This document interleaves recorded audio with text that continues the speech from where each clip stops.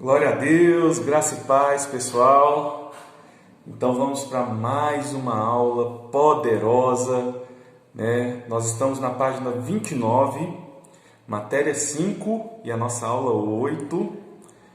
E o tema de hoje é o caráter de Cristo em nós. Então, a primeira coisa para a gente começar, nós não podemos confundir caráter de Cristo com educação familiar. Muitas vezes a gente vê uma pessoa que é uma pessoa que tem princípios, que é educada e tudo, e a gente fala, nossa, essa pessoa aí, ela tem o caráter de Jesus. A pessoa pode sim ter o caráter de Cristo, se ela já foi trabalhada pelo Senhor. Mas muitas vezes aquilo lá é só uma coisa humana, é uma coisa da carne, como nós já vimos nas lições anteriores. Às vezes a pessoa ela se esforça para manter aquela imagem. Mas quando nós somos trabalhados por Cristo, é uma coisa que flui naturalmente de nós e é uma coisa permanente.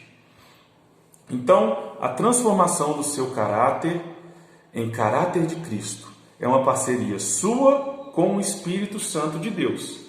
À medida que a gente dá respostas para o Senhor, que a gente dá passos de fé, essa transformação ela se torna mais evidente em nossas vidas.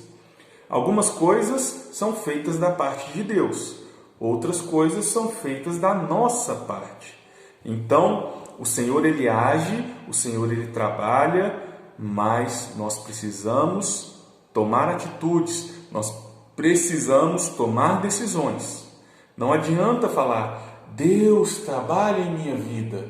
Se Deus ele te fala muitas coisas para serem trabalhadas e você não decide abrir a caixa preta do seu coração, abrir aquele quartinho que está cheio de lixo.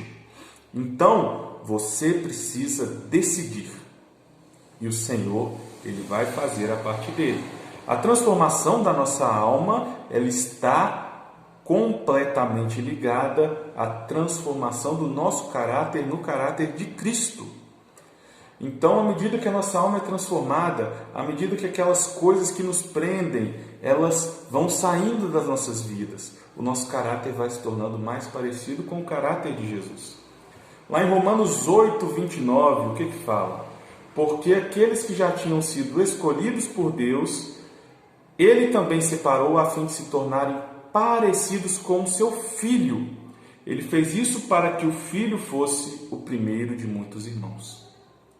Então, Jesus, ele é como se fosse um protótipo. Uma indústria criou um equipamento ali, e aquele equipamento ele vai ser vendido em grande escala para vários locais revenderem. Então, aquele primeiro equipamento que foi criado, ele é um protótipo. Ele vai servir de modelo para as demais peças que vão ser produzidas. Então, Jesus, ele é esse protótipo perfeito. E todos os outros equipamentos que forem criados vão passar por aquele protótipo perfeito para depois serem produzidos. Então, nós passamos pelo molde do protótipo que é Cristo Jesus. Deus, ele me escolheu para me conformar, para te conformar. O que é conformar? É colocar numa forma. E essa forma é a forma da imagem de Cristo Jesus. E aí, uma coisa muito importante para entrar na forma. O que é algo importante para a gente colocar uma característica importante de algo que a gente vai colocar numa forma? A característica mais importante é a maleabilidade. O que vai ser informado precisa ser maleável, porque se não for maleável, vai ter que passar por processos para conseguir entrar naquela forma. Então, vou usar exemplo aqui de dois materiais. Um é o aço. O aço ele é extremamente rígido, extremamente forte, e para ele ser colocado numa forma, ele precisa ser derretido. ele precisa passar por altas temperaturas. E se fosse uma pessoa, o aço, ele precisa sofrer muito para entrar naquela forma. Agora vamos pegar um outro material que é a argila. A argila é bem macia. Para a gente colocar argila numa forma, a gente vai ter que dar uns apertõezinhos e tudo. Ela vai precisar ser trabalhada, mas vai precisar ser menos trabalhada que o aço e com menos intensidade que o aço para entrar numa forma. Assim também é nas nossas vidas. Você vai definir a duração, a intensidade e o tipo de tratamento que Deus vai aplicar na sua vida para te levar à forma através das atitudes. Então, se você se portar totalmente de maneira rígida, Deus quer trabalhar algo na sua vida, Ele te fala através dos seus líderes, dos seus discipuladores, dos seus pastores, e aí você, não, eu não vou, não quero agora, e tal, e aí você se porta totalmente rígido. O que vai acontecer? O seu tratamento vai demorar mais. A intensidade do seu tratamento vai ter que ser mais forte, você vai precisar ser quebrado. E muitas vezes Deus vai ter que usar um tratamento mais intenso com você, para você ser trabalhado. Mas por que nós precisamos entrar nessa forma? O objetivo de nós estarmos na forma de Cristo, do caráter de Cristo, é para você expressar Jesus. E aí eu faço uma pergunta para você. Alguém já percebeu que você está diferente? E aí você pode me responder, claro que sim, antes de eu converter, eu fazia tantas coisas que agora eu não faço mais. Tudo bem, glória a Deus, isso é uma grande vitória, isso é uma grande mudança. Mas eu quero perguntar para você, na sua casa, as pessoas que convivem com você diariamente no seu trabalho, seus vizinhos, seus amigos, eles notam essa diferença na sua vida? Sua esposa, o seu marido, seus filhos notam essa diferença na sua vida? Muitas vezes nós usamos máscaras quando nós estamos dentro da igreja, quando nós estamos com a galera, com os amigos, máscara de quem nós não somos. E quem convive com você sabe quem você realmente é. E aí, qual é o termômetro para a gente saber se a gente está sendo trabalhado mesmo, se a gente está deixando ser trabalhado pelo Senhor? É quando as pessoas da nossa casa, do nosso convívio diário, elas falam, você está mudando mesmo, você está bem diferente. E aí, quando o marido chega para a esposa e fala, meu amor, você está mudando muito, você está diferente, algumas coisas você está fazendo de modo diferente. Então, aí você vai perceber que o seu caráter realmente está sendo trabalhado. Quando seus pais falam, meu filho, o que está acontecendo com você? E aí você vai saber que você está deixando ser trabalhado pelo Senhor de maneira eficaz. Que você não está só fingindo, que você não está só brincando, mas que você quer ser moldado pelo Senhor, que você quer colocar suas atitudes, o seu caráter para ser trabalhado por Ele. Não é uma questão de força de vontade, o nosso caráter ser transformado no caráter de Cristo. Não é uma questão de decisão apenas, é uma questão de se submeter e se entregar à vontade de Deus para a sua vida. Então é deixar Deus mexer lá naquele quartinho mais obscuro que você tem dentro do seu coração e tirar o lixo para fora. Aquelas coisas que você guarda, que você acaricia, aquelas práticas, aquelas atitudes que não agradam ao Senhor, que machucam as pessoas ao seu redor, é deixar o Senhor limpar e jogar tudo fora. É você falar para Deus, Deus, eu preciso mudar, eu preciso ser trabalhado pelo Senhor, me ajuda. Eu não quero mais ser assim. Você é uma expressão do seu próprio temperamento, da sua personalidade, ou você expressa Jesus? Muitas pessoas, elas usam uma desculpa. Não existe outra palavra, mas desculpa, falando: mas o meu temperamento, ele é assim, eu sou mais enérgico, eu sou mais explosivo, eu preciso fazer as coisas desse jeito, senão eu não consigo fazer. Gente, nós precisamos parar de fazer o que deu errado a sua vida toda e começar a fazer as coisas do jeito certo. Você está batendo a cabeça a vida inteira, fazendo as coisas daquele jeito e continua achando que esse jeito está certo. Você tem problemas quando você faz as coisas desse jeito. E você fala: vou continuar fazendo desse jeito. Não podemos ser cabeças duras. Não podemos ser inflexíveis.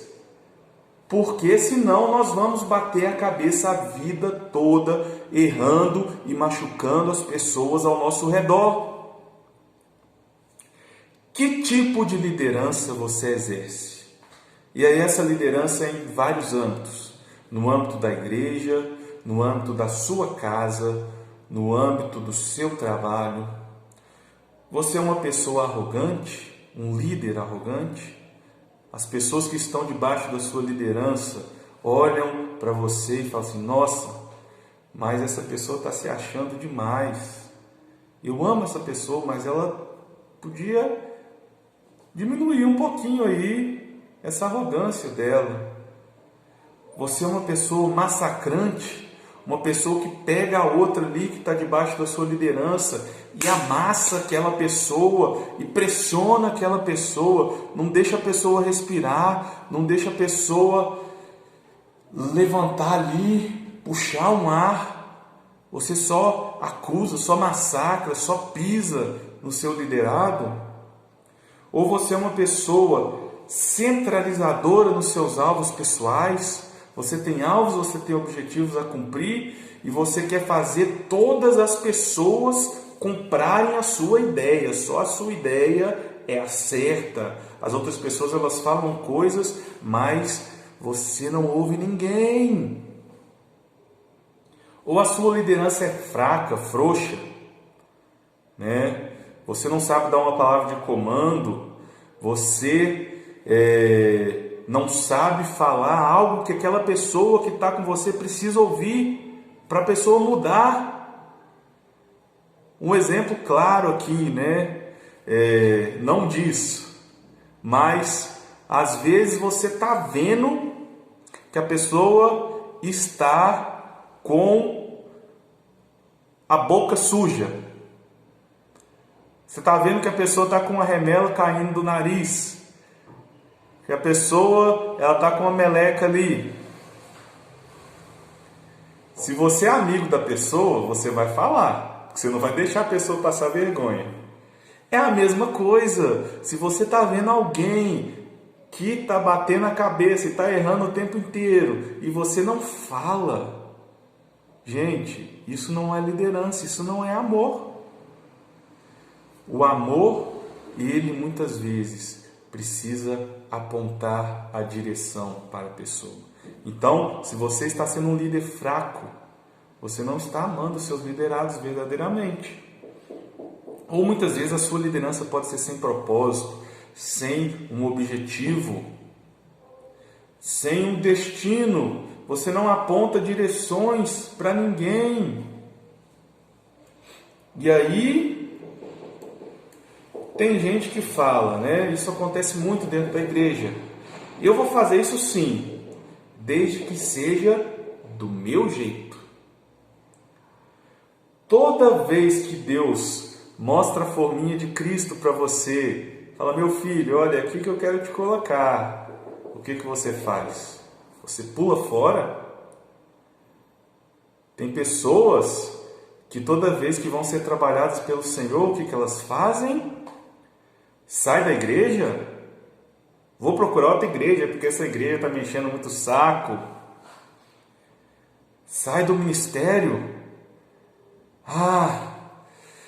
Eu não estou aguentando mais ser líder de célula. Porque Deus quer trabalhar na sua vida e você não está querendo. Você precisa ter intimidade com o Senhor e você não quer. Deus ele quer mudar a sua vida e você... não, vou sair desse ministério porque não é para mim. Deus já te confirmou, já botou um holofote na sua cara falando, meu filho, eu quero te usar. Aqui. E aí quando o negócio começa a apertar você, pula fora. Não se submete à forma, mas eu quero te perguntar, quantas vezes mais você vai evitar ser informado na forma de Cristo? Quantas vezes mais? E aí vamos para um outro passo. O que é caráter? O caráter, ele é a soma total de todas as influências positivas e negativas que você recebeu ao longo da sua história. E uma coisa real é que o caráter, ele pode ser mudado. Isso é uma esperança para nós. Graças a Deus o caráter pode ser mudado. Graças a Deus nós podemos ser transformados. O caráter, ele se expressa como? Pela forma de pensar, ou seja, pela sua escala de valores. Onde Deus está em sua vida? Onde a sua família está? Em qual posição de importância? Muitas vezes a nossa escala de valores é: eu quero trabalhar, ganhar dinheiro, ter um apartamento bom, uma casa boa, um carro bom e morrer em boas condições. Muitas vezes as prioridades das pessoas são essas, a maioria delas. Então, isso aí vai definir o caráter, muitas vezes, dessas pessoas. Pelo estilo de vida, quais são os seus alvos? Quais são os seus hábitos e quais são os seus costumes? Pela conduta, o conjunto de comportamento que nós aprendemos, que nós fazemos, que nós falamos e que nós desejamos. Então o caráter, ele é expressado através de tudo isso. A nossa forma de pensar, o nosso estilo de vida e a nossa forma de agir. O nome cristão, ele surgiu lá na igreja de Antioquia. Lá em Atos 11:26, nós vemos nesse versículo, se você quiser abrir aí na sua Bíblia, que ele fala o quê? Em Antioquia foi o primeiro local onde os seguidores de Jesus foram chamados de cristãos. Então, o nome cristão, ele veio porque as pessoas de Antioquia falaram que os seguidores de Jesus, eles se pareciam com Cristo. E apelidou o povo de cristão, ou seja, parecido com Cristo. E aí muitas vezes a gente fala, eu sou cristão, só que você está se parecendo com Cristo? Você está deixando ser informado na forma do caráter de Jesus para se parecer com Jesus? Ser chamado de cristão, ter esse apelido, assim como aquele povo teve em Antioquia, é o nosso alvo, parecer com o Senhor. Unção e caráter. Qual a diferença? Então, muitas vezes nós temos bastante interesse no poder, no mover do Espírito Santo, e isso é uma marca que atrai muitas pessoas. Mas o caráter, ele transforma a vida das pessoas. Além de atrair, ele fixa as pessoas. Então, muitas vezes, as pessoas elas são atraídas para as igrejas pelo quê? Campanha da sua casa própria em 7 dias. Campanha do milagre. Receba sua cura. se livre das suas dívidas. Então isso aí atrai muita gente. Mas o que acontece? Não segura ninguém dentro da igreja. A pessoa ela vai lá e ela fala: já recebi a minha bênção e agora, tchau, estou indo embora. Mas quando uma igreja é baseada no caráter, o exemplo, além de atrair as pessoas, faz com que as pessoas permaneçam. As pessoas elas percebem uma real mudança. Porém, vamos ver aqui mais exemplos.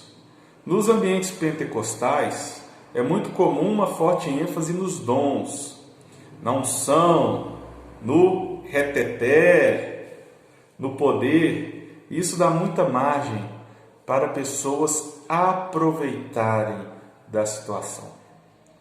Gente, existem pessoas ruins em todos os ambientes. Infelizmente, muitas pessoas aproveitam do nome de Jesus para fazer coisas de picaretagem. Por que acontece isso? Porque muitas vezes, apesar das pessoas experimentarem a salvação, elas não experimentam o caráter transformado. Em contrapartida, quando a gente olha os ambientes mais tradicionais, as igrejas que são mais tradicionais, a ênfase é muito grande no caráter. E não tem ênfase nenhuma no poder, não tem ênfase no poder do Espírito Santo, na cura, nos dons do Espírito Santo, que são maravilhosos. E aí, o que gera nesses ambientes tradicionais? Gera pessoas hipócritas. Pessoas que muitas vezes tentam ser retos por conta própria. A pessoa ela se esforça para ter um caráter trabalhado. E muitas vezes essa pessoa ela vai adquirir muito conhecimento, mas não vai adquirir um caráter trabalhado. Qual você prefere ter? Unção ou caráter? Pentecostais gostam de unção, tradicionais gostam de caráter. Qual é o melhor? E aí que está o ponto. A unção e o caráter têm que andar juntos. Um crente sem caráter não expressa Jesus. Um crente sem unção não expressa Jesus. Então nós temos que unir o caráter e a unção. Andarmos no meio termo da expressão de Cristo em nós. De unção e caráter. Essa foi a postura de Jesus. Jesus, ele agiu com muita unção, agiu com muito poder, curou muitas pessoas, fez muitos milagres, mas ele era um homem de caráter. Ninguém tinha nada para falar de Jesus. Os fariseus ficavam o tempo inteiro procurando uma coisa para falar de Jesus e não achavam nada, porque ele era um homem de caráter. E eu quero te dizer, você é responsável pelo seu caráter diante de Deus. E aí você me pergunta, mas como eu posso cooperar?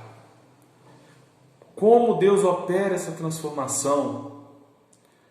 Então vamos ver mais alguns termos para a gente entender melhor isso aí.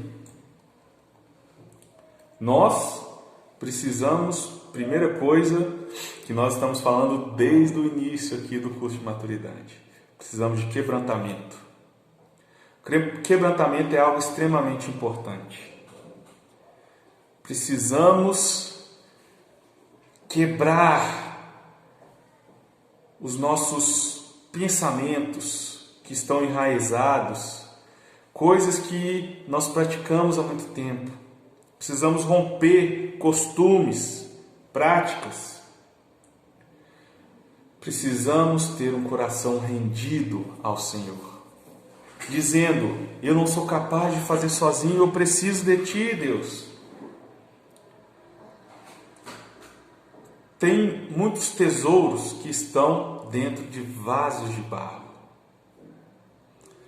E aí, para a gente acessar aquele tesouro, muitas vezes a gente tem que quebrar aquele vaso. O vaso inacessível, ele não interessa para Deus. Algumas pessoas pensam que nós precisamos suprimir a nossa alma para sermos cristãos parecidos com Jesus. Suprimir os meus desejos. Gente, isso aí é coisa do budismo, não é coisa do cristianismo. O cristianismo, ele quer te ensinar a se livrar das coisas que não são de Deus para você e viver em novas práticas. Não é você ficar meditando lá para enfraquecer a sua alma. Não é isso. Para enfraquecer os seus desejos. O Senhor, ele quer te mudar. Ele quer trabalhar na sua vida. Nós temos também que ter cuidado, muitas vezes, com neuras que nós temos. Isso é uma coisa da minha alma ou é uma coisa do Espírito? Tem gente que fica totalmente sério, né? Acha que caráter tem a ver com seriedade. Eu não posso comemorar o Natal, eu não posso comemorar o aniversário, eu não posso rir, eu tenho que ser uma pessoa certinha, com um caráter ilibado. Seriedade não tem a ver com caráter, tá, gente? Na verdade, uma pessoa que é desse jeito chega a ser chata e enjoada. Vida da alma e ego são a mesma coisa. Então, aquela pessoa que vive na alma, o crente almático, é uma pessoa que vive para satisfazer o seu ego. O que é ego? O ego é o eu no grego. Então, o ego é uma palavra grega que significa eu. Lucas 9:23. Jesus, ele dizia a todos, esse versículo aí, lembra que nós já lemos ele diversas vezes. Se alguém quiser vir após mim, negue-se a si mesmo, tome diariamente a sua cruz e siga-me. O que caracteriza um discípulo não é seguir uma doutrina. Eu tenho que seguir a doutrina da minha igreja. Não é isso? Ser discípulo de Jesus é a morte do seu ego. Pegar aqueles desejos, aquelas práticas e eliminar da sua vida aquelas coisas que não agradam ao Senhor. Negar a sua vontade, que muitas vezes vai querer te levar para o buraco, só que você não vê. Lucas 14:27. Aquele que não carrega a sua cruz e não me segue, não pode ser meu discípulo. A ferramenta mais importante para moldar o seu caráter se chama cruz. A cruz, ela molda o seu caráter.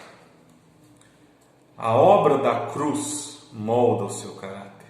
O poder da cruz molda o seu caráter. O princípio da cruz molda o seu caráter. Então, a cruz, ela é deixar a sua vontade. Jesus, ele não queria ser crucificado. Ele, homem, ele falou lá no Getsemane, na oração, falando para Deus: Pai, se possível, afasta de mim esse cálice. Porque era uma coisa que Jesus sabia que ia ser muito sofrimento. E aí a questão é que Jesus, ele falou: contudo que seja feita a sua vontade e não a minha. Então, a atitude de cruz é a mesma atitude de Jesus. Muitas vezes tem coisas que são coisas que nós fazemos constantemente, que nós praticamos constantemente, mas que não são da vontade de Deus para nós.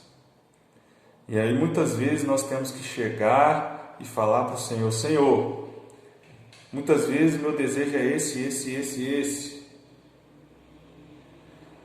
mas eu quero que seja feita a tua vontade na minha vida.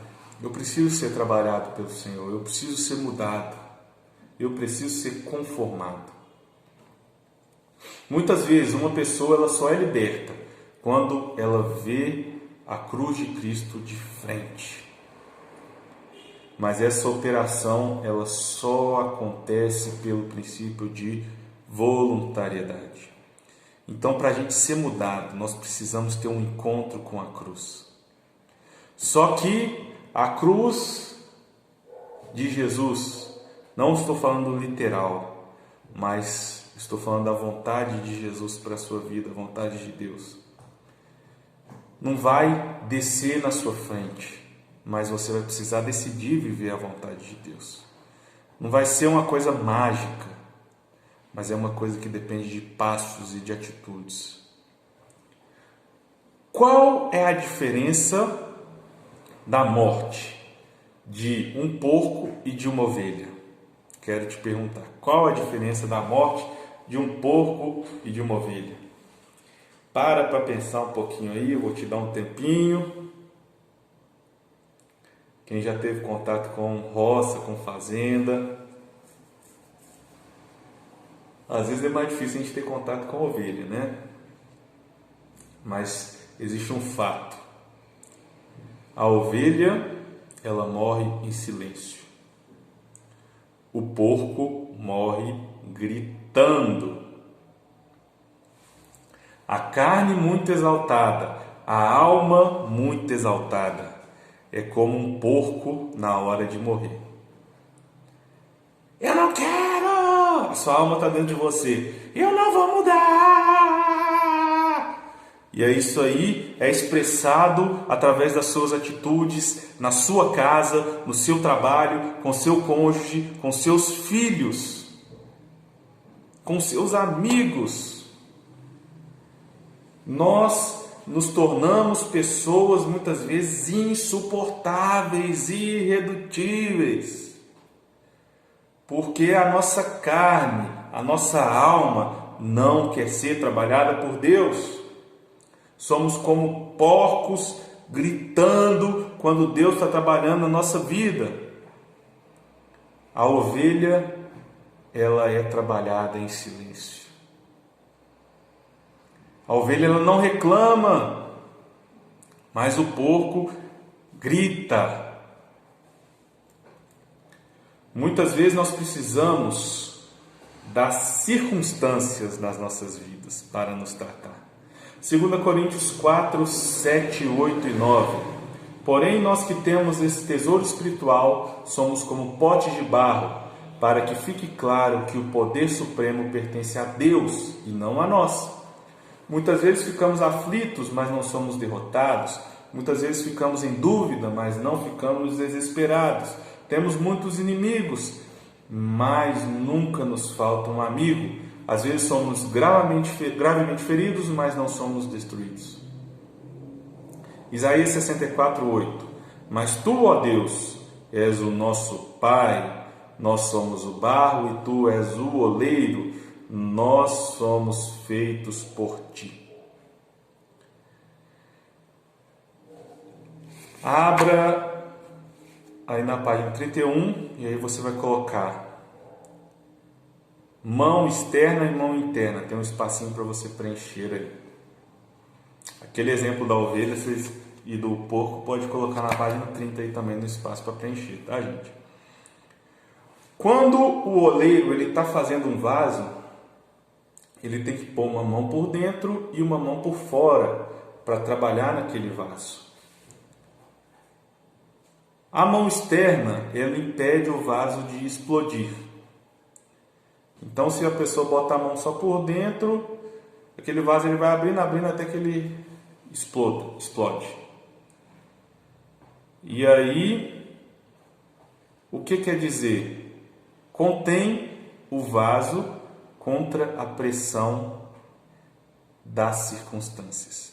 Então, nas nossas vidas, a mão interna ali de Deus, ela segura a gente contra as circunstâncias que ocorrem nas nossas vidas. E a mão interna, ela impede o vaso de embocar, ou seja, daquele barro fechar o vaso e não ter espaço para entrar nada dentro dele. A mão interna de Deus em nós, ela aumenta a nossa capacidade e nos expande para que a gente possa receber de Deus em nossas vidas.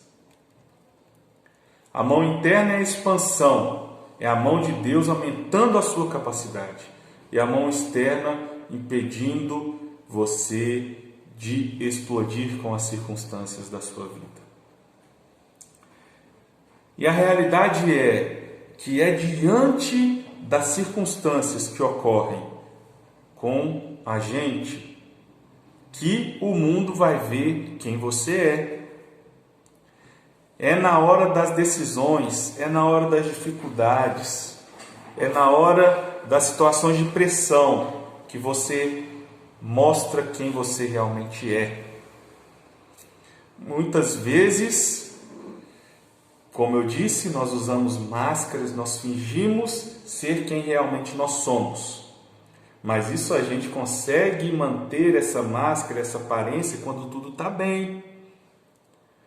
Quando as coisas não estão bem, nós mostramos quem nós realmente somos. E são as circunstâncias que ajudam a moldar o nosso caráter.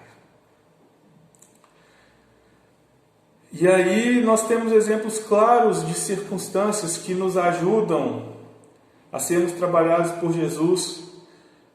Muitas pessoas que são irredutíveis, elas precisam muitas vezes passar por uma situação difícil, de às vezes desemprego, de uma enfermidade, para ela entender que ela precisa mudar. Eu já vi muitos exemplos, gente, muitos exemplos. Às vezes a pessoa passa por uma situação de enfermidade, fica ali internado no hospital, numa situação difícil.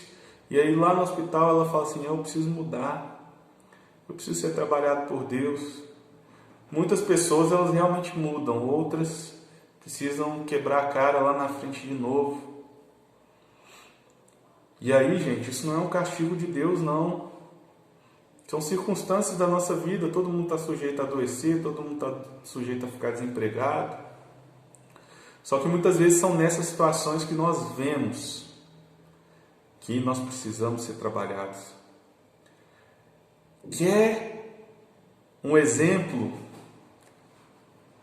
de algo que nos ajuda a moldar o nosso caráter? É o casamento. É o marido e a esposa que nos veem de perto, veem como nós somos. Eles são o nosso termômetro. Quando seu marido e quando sua esposa fala para você, ô meu amor, você precisa mudar isso aqui, você precisa mudar isso aqui, esse jeito seu aí e tal. Não é porque a pessoa está pegando no seu pé não, gente. É porque a pessoa ela te enxerga. Nós queremos a mão de Deus apenas para o cuidado, para fazer aquele cafunézinho. Ah, Deus, eu quero ficar no teu colo, no teu abraço.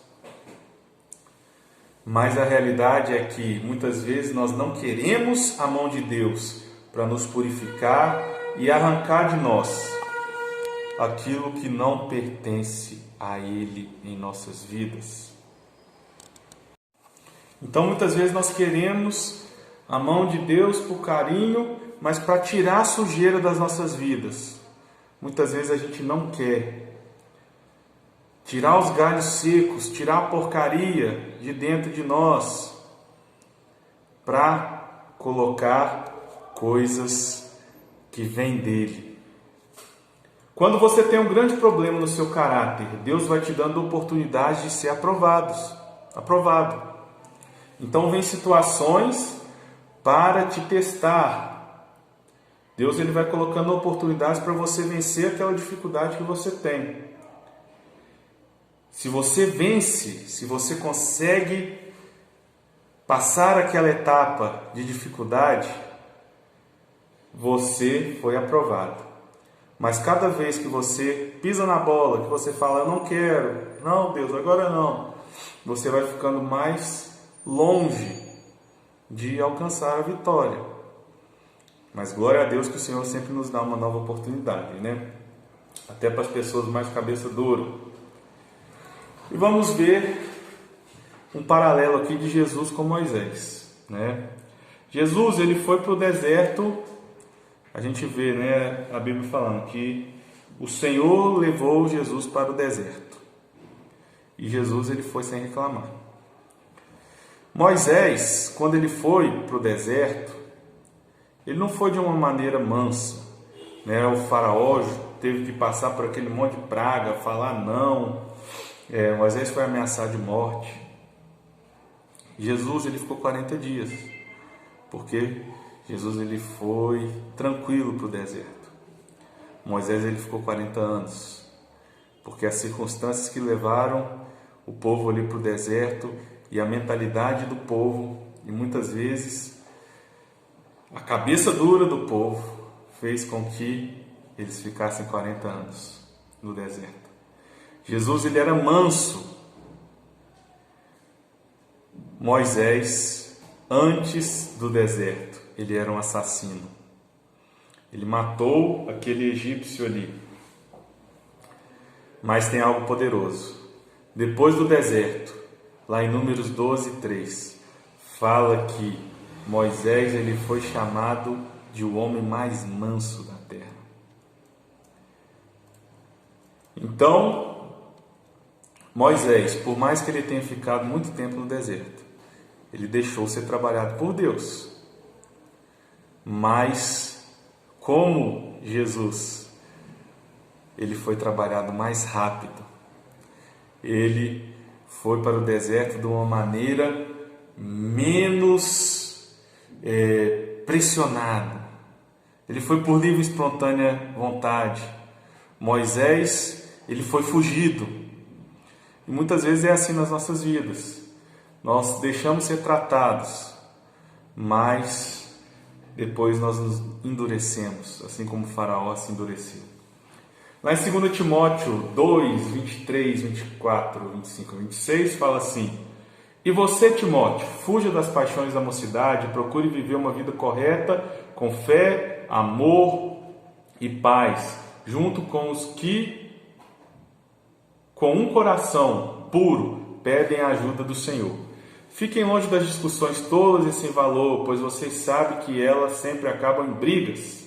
O servo do Senhor não deve andar brigando, mas deve tratar todos com educação, deve ser um bom mestre e paciente, corrige as pessoas com delicadeza, pois pode ser que Deus dê a eles a oportunidade de se arrependerem e de virem a conhecer a verdade.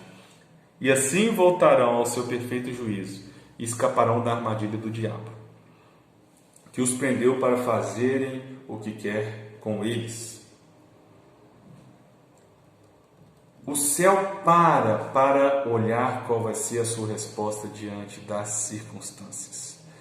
Então, nós temos oportunidades de dar respostas positivas para o Senhor. E eu imagino que é como aquele desenho que a gente vê, né?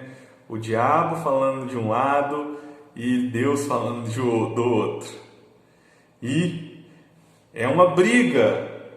O inimigo quer te enganar e Deus ele quer te levar para a vitória. E o mundo espiritual ele está nessa constante luta pela sua vida.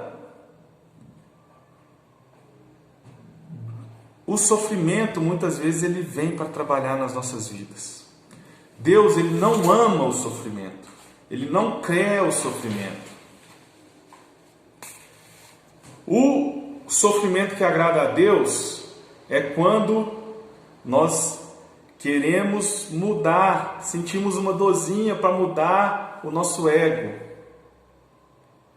Esse sofrimento ele vem quando muitas vezes nós temos a razão, nós temos a nossa vontade e abrimos mão para agradar ao Senhor. E muitas vezes ele acontece quando nós erramos e precisamos reconhecer e pedir perdão para Deus. Sabe aquele momento que a gente pisa na bola e a gente fica assim, nossa, pisei na bola com o Senhor. E a gente fica chateado, sofre por causa daquilo. Aquele sentimento, ele vem para que a gente possa decidir mudar. Renunciar a determinadas coisas que nós gostamos muito de viver para viver a vontade de Deus. Muitas vezes nós temos que renunciar a relacionamentos que não agradam a Deus. Muitas vezes nós temos que renunciar à nossa vida profissional para viver a vontade de Deus. Provérbios 16, 2. Você pode pensar que tudo que faz é certo, mas o Senhor julga as suas intenções. Então nós, como humanos, sempre achamos que nós estamos certos. Temos certeza que nós estamos certos. O exemplo de Paulo e Silas, gente. Eles estavam na prisão, mas eles estavam orando, eles estavam glorificando a Deus. E a igreja naquela cidade, ela começou no tempo de sofrimento, começou na prisão. Depois daquilo houve um boom do evangelho naquele local. Diante da adoração, a cadeia caiu para Paulo e Silas. E a igreja começou aonde? Na vida do carcereiro e na família do carcereiro. Vemos José no Egito. José estava na prisão também. Mas se José não tivesse ido para a prisão, ele não seria governador do Egito. Ele provavelmente seria um bom mordomo ali na casa de Potifar a vida dele toda. Se ele não tivesse o sofrimento da prisão, ele não teria a vitória de ser um governador de todo o Egito. Na igreja primitiva, a prisão era um privilégio. Então, quando a pessoa era perseguida, sofria por causa de Cristo, ela via aquilo como um privilégio. Porque Jesus, ele deu a vida para morrer no nosso lugar. E a igreja primitiva, ela tinha essa concepção. Jesus, ele sofreu por mim, não custa nada eu sofrer por ele. Nós vemos em Deuteronômio 8:2, lembrem como nosso Deus guiou vocês pelo deserto esses 40 anos, durante essa longa caminhada. Deus os humilhou, os pôs à prova, para saber se vocês estavam resolvidos ou não a obedecer aos seus mandamentos. Então, os testes de Deus com o povo no Egito foi para ver se o coração deles estava voltado para o Senhor. E eles precisaram ficar todo aquele tempo ali, até que eles estivessem prontos para entrar na terra prometida e não retroceder. Por que Deus quer que você se humilhe? Escreve aí na sua apostila, página 32. Para que você mesmo saiba da sua condição. O nosso ego, ele nos coloca numa posição muito elevada, como se nós fôssemos reis dentro da nossa realidade. Mas quando nós nos humilhamos, nós vemos que realmente nós não somos nada sem o Senhor, que nós somos pó, que nós somos pobres, cegos e nus, sem a presença de Deus em nós. O deserto, ele é um lugar de dependência. No deserto tem fome, mas tem o maná de Deus, tem o suprimento de Deus. No deserto tem sede, mas tem a água que sai da pedra. No deserto, muitas vezes, ele tem solidão. Às vezes a pessoa fica assim, oh meu Deus, nada me toca, a palavra não me toca mais, o louvor não me toca mais. Mas a realidade é, no deserto, a sua vida é transformada. Todo mundo vai passar pelo deserto, todo mundo precisa ser trabalhado por Deus, todo mundo precisa colocar na forma do Senhor. Quem responde a Deus passa pelo deserto muito rápido, mas quem não responde fica muitos anos. E alguns, infelizmente, vivem uma vida inteira de deserto. Eu tenho certeza que a nossa igreja não vai precisar sofrer anos no deserto. Nós vamos ser trabalhados pelo Senhor no tempo dele, na maneira dele, mas com o coração aberto para viver tudo aquilo que Deus tem para nós. Deus te abençoe e até a próxima aula.